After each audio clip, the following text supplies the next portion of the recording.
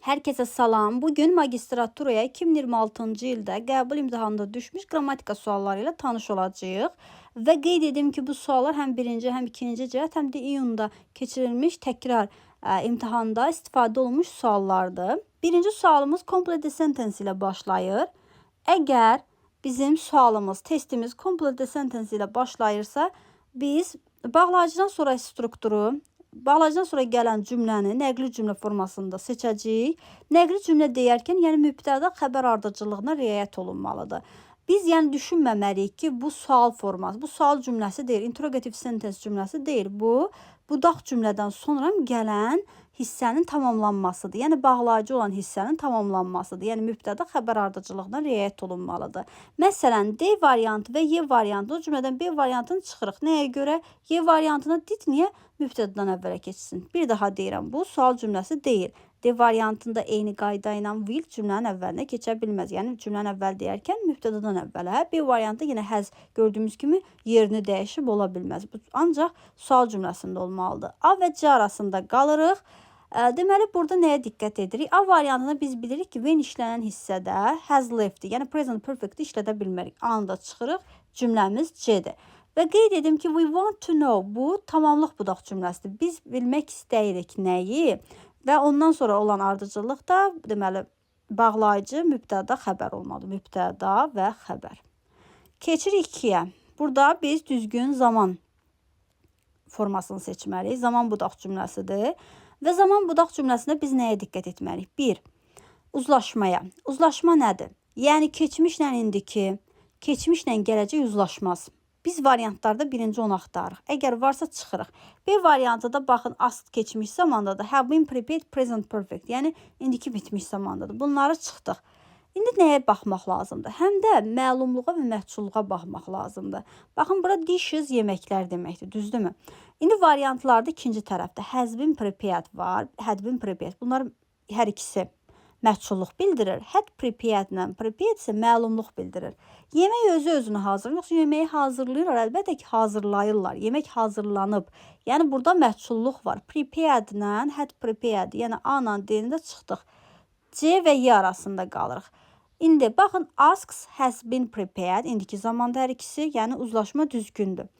Y variantı asked, had been prepared, keçmiş zaman strukturudur, düzgündür. Burada səhv nədədir?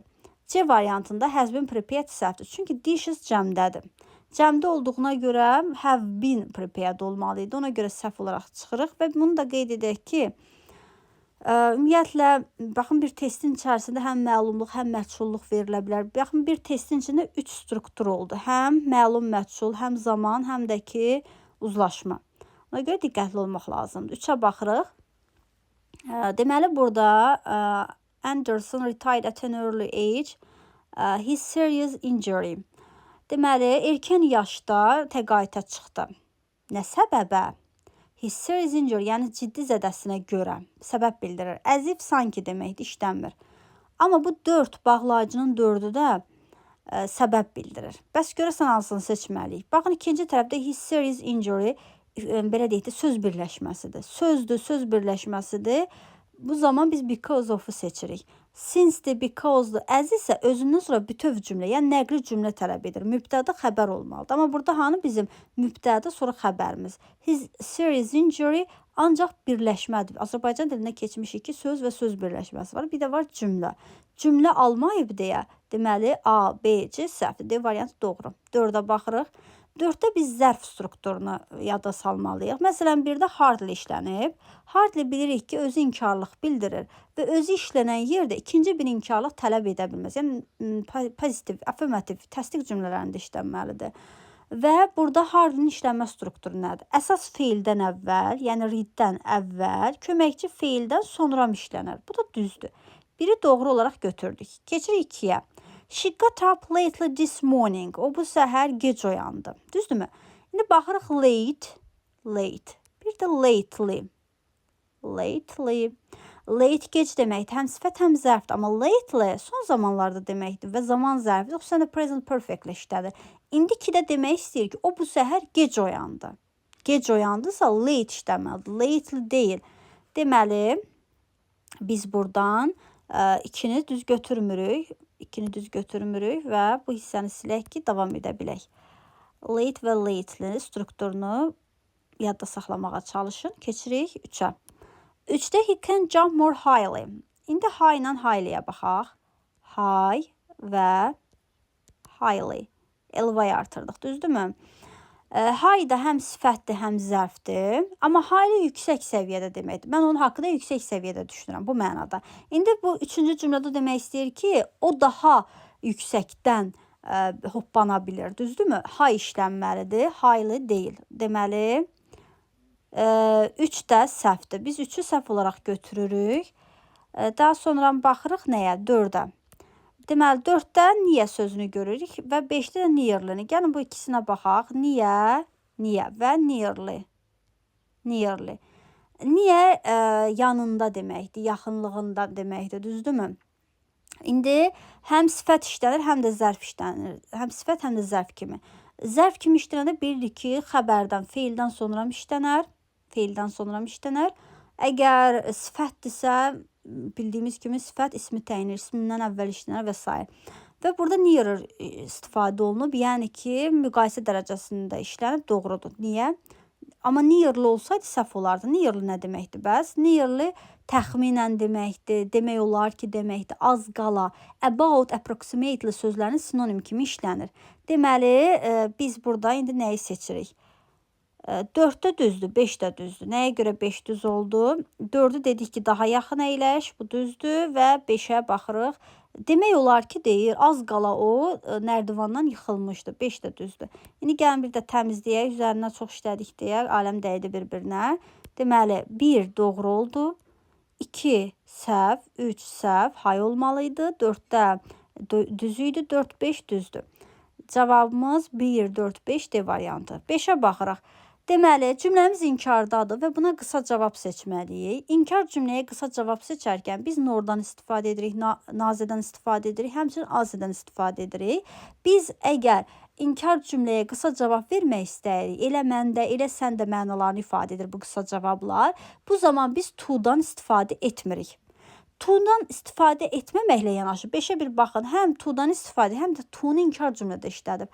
To nə inkar cümlədə işlənir, həmçində olsa bu qaydaya aiddir. Olsa to inkar cümlədə işlənmir və inkar cümlənin qısa cavabı olmur. Yəni qısa cavab olaraq istifadə etmirik. 5-ə çıxdıq, 5-i çıxdıq, qaldı 4. Burada 4-də azə duay səhvdir. Nazə duay olsaydı düz olardı. 4-də çıxdıq. Cavabımız bizim olacaq 1, 2, 3. Nəyə görə? İnkar cümləsidir, qısa cavab tələb edən nordur, norduay düz. Sonra azə 1 düz idi, qeyd edək. 2-yə baxaq. Azə inkar cümlənin sonunda işlənir. Düzdür 2-də. 3-də isə nazə duay. Nazə duay isə yenə qısa cavab tələb edir və inkar cümlədə işlənir. Yəni inkar cümlənin qısa cavabında bu 3 struktur işlənir. 1, 2, 3. 6-ya baxırıq. Sadə bir söz önüdür. 6-da biz nəyə diqqət edirik? Interested in-dən işlənir. At the age of, Y variantı düzgündür. At the age of 15. 7-yə baxırıq. Yenə zaman cümləsidir, zaman budaq cümləsidir. İndi nəyə diqqət edirik? Baxın, uzlaşmalara görə hamısı keçmiş zamandır. Biri past simple, keçmiş sadə zamandır. Biri past perfect, keçmiş bitmiş zamandır. Biri davam edici, past continuous'dur. Hamısı pastdır da, yəni bir sözlə. Bizim çıxmağa bir variantımız yoxdur. Gəlin nədən başlayaq? İndi baxaq passivliyə, bir də aktivliyə, yəni məlumluğa, məhçulluğa baxırıq.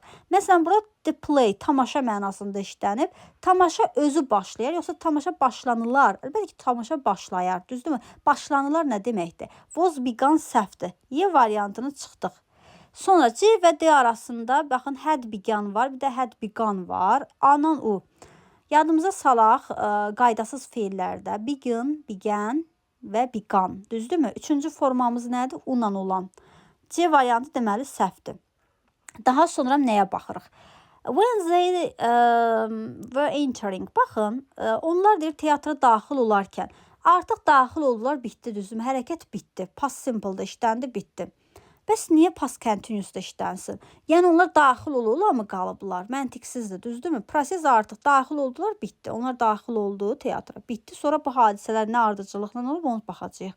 B variantı düzgündür. Yəni davam edici zamanda işlənməsi doğru deyil. A və D arasında qaldıq. A və D arasında biz nəyə diqqət edirik? Past perfect və past simple-ın fərqi nədədir? Baxın, bizim əsas, baxın, üçüncü hissə were watching düzdür. Bizim əsas hissəmiz birinci və ikinci tərəflər arasındadır. Yəni, düzgün variantı bu hissələr arasında tapmalıyıq.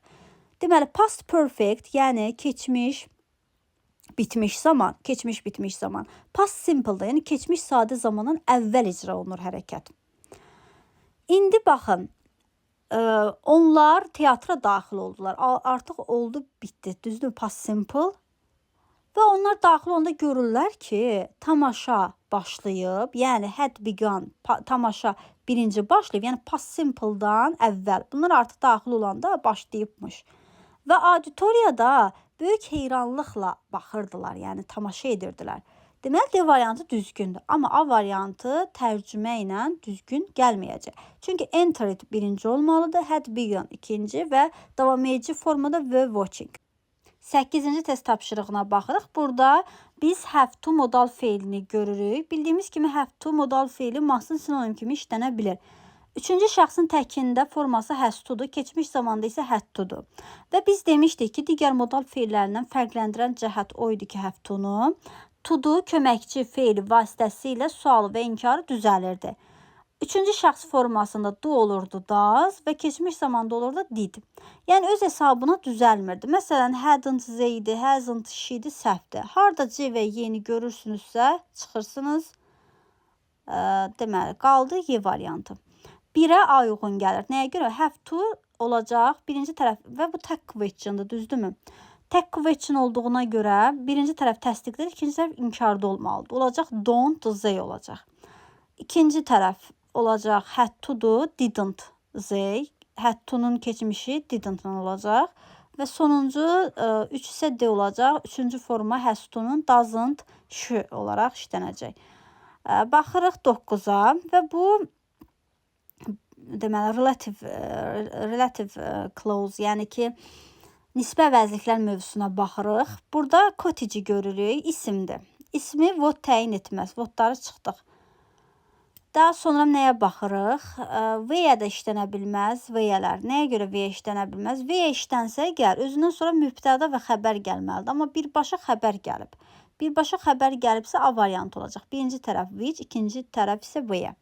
Ona baxırıq. Deməli, burada baxıq görək. Bax, D variantında zaman uzlaşması pozulub. Have forgotten indiki zaman, digərləri keçmiş zamandadır. Digərləri baxırıq. A, B, C, Y variantı hamısı qaydasındadır. İndi nəyə diqqət edirik? Diqqət etməli tərəf when-i görürük. When işlənən hissə deməli past simple-da işlənməlidir. A variantında had remember-də çıxdıq. Y variantında da had remember-də çıxdıq. Çünki budaq cümlədə biz işlədəcəyik past simple, past perfect-i yox. İndi B və C arasında qalırıq. Baxın, birinci və ikinci tərəf düzdür, üçüncü tərəf yəni eyni gəlmir. İndi baxaq. Biz demişdik ki, past perfect, past simple-dan əvvəl işlənir, düzdür? İndi baxaq görək, evin qapısını bağlamağı unutmaq əvvəlcədən baş verir, yoxsa sonradan? Əlbəttə ki, əvvəlcədən baş verir. Mən deyir, saat 10-da evi tərk edəndə çox uzaq getməmişdim ki, xatırladım ki, evin qapısını bağlamamışam. Düzdürmü? Yəni, evin qapısını bağladığımı unutmuşam. Artıq bu unutma, bu proses birinci icra olunub da. Sonra icra olunmuyor bax. Yəni, had forgotten, forgotdan birinci icra olunur. Ona görə B variantı doğru olacaq.